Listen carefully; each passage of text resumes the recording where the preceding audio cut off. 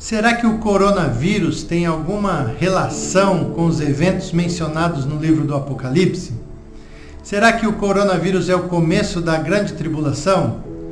Eu tenho ouvido muita gente comentar que a tribulação começou, que Jesus está voltando, que os finais dos tempos chegaram. Tudo isso por causa do coronavírus. Eu não acredito que o coronavírus tenha alguma relação com a volta de Jesus ou com qualquer evento mencionado no livro do Apocalipse. O que acontece é que toda vez que surge um evento de âmbito mundial, os chamados teólogos da especulação, ou como ficaram conhecidos, teólogos de jornal, eles começam a criar teorias da conspiração, tentando ligar os eventos atuais aos eventos do livro do Apocalipse, da grande tribulação, e tentando ligar também os personagens atuais aos personagens do livro do Apocalipse.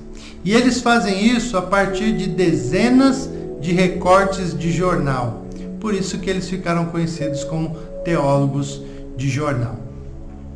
Eles criam teorias tão engenhosamente inventadas que elas realmente parecem ser verdade, parecem fazer todo sentido. É assim que eles transformam ministros e presidentes na besta do Apocalipse, no falso profeta, no anticristo. Infelizmente, esses teólogos não cansam de errar e esse método teológico usado por eles não deve receber nenhum crédito da nossa parte. Esses teólogos já disseram, por exemplo, que a União Soviética era o berço do anticristo. E a União Soviética nem existe mais. No passado, eles disseram que o Papa era o anticristo. Já disseram que o rádio era o falso profeta. Depois o falso profeta se transformou na televisão. E hoje o falso profeta é a internet. Veja que eles vão especulando, tentando acertar. Eles já disseram que o cartão de crédito era a marca da besta. Agora eles afirmam categoricamente que o chip é a marca da besta. Esses teólogos não cansam de errar. Uma vez eu ouvi o absurdo de um desses teólogos dizendo que as torres gêmeas do 11 de setembro eram as duas testemunhas do Apocalipse. Por isso que as torres gêmeas caíram, porque no Apocalipse as duas testemunhas elas morrem. Veja que é pura especulação.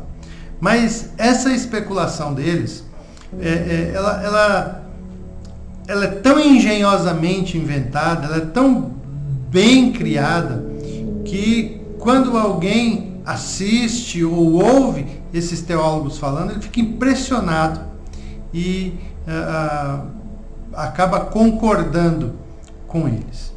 Mas eles já erraram demais. Nós não podemos esquecer que esses teólogos são os mesmos que já marcaram a volta de Jesus dezenas de vezes, falhando em todas elas. E esse tipo de situação envolvendo a volta de Jesus e os eventos dos últimos dias não é um privilégio apenas da nossa geração. Os apóstolos Pedro e Paulo já enfrentaram isso no passado. Veja, por exemplo, o que diz o apóstolo Pedro em 2 Pedro, capítulo 1, versículo 16.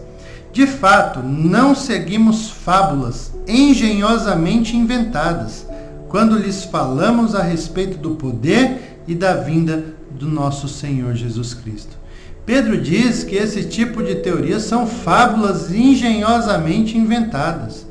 Eu queria destacar aqui a palavra engenhosamente inventadas, porque quando você ouve essas teorias da conspiração, elas parecem fazer tanto sentido, elas são tão engenhosamente conectadas e parece fazer todo sentido. Mas para Pedro, isso são fábulas e é assim que nós devemos considerá-las também. Paulo também, escrevendo para Timóteo, diz em 1 Timóteo, capítulo 1, versículos 3 e 4. Partindo eu para a Macedônia, roguei-lhe que permanecesse em Éfeso, para ordenar a certas pessoas que não mais ensinem doutrinas falsas. Olha agora o que ele diz. E que deixem de dar atenção a mitos e genealogias intermináveis que causam controvérsias em vez de promoverem a obra de Deus, que é pela fé. Paulo fala aqui de genealogias intermináveis. Essa palavra genealogia, que é muito usada na Bíblia para mostrar a conexão que existe entre os familiares, entre os membros de uma família, é também a palavra usada para mostrar qualquer outro tipo de conexão. Por exemplo, essa conexão que é feita pelos teólogos de jornais, tentando ligar uma notícia a outra e fazendo isso, vão criando uma teoria, isso para Paulo é também genealogias intermináveis. Ele escreve também para Timóteo algo semelhante. Ele diz assim: evite controvérsias tolas, genealogias, discussões e contendas a respeito da lei, porque essas coisas são inúteis e sem valor. Queridos, para nós que acreditamos no arrebatamento da igreja, na ressurreição dos mortos, no julgamento final, na vinda gloriosa do nosso Senhor e Salvador Jesus Cristo, nós não podemos dar atenção para essas genealogias intermináveis, para essas fábulas engenhosamente inventadas, para esses mitos criados pelos homens. O método teológico usado por esses teólogos de jornal não merecem o nosso crédito. Eu queria dizer para você, se você é como eu, que acredita na volta de Jesus para o estabelecimento do seu reino glorioso sobre a face da terra, você deve seguir o conselho do apóstolo João. Em 1 de João, capítulo 3, versículos 2 e 3, João nos aconselha assim: amados, agora somos filhos de Deus, e ainda não se manifestou o que havemos de ser, mas sabemos que quando ele se manifestar, seremos semelhantes a ele, pois o veremos como ele é.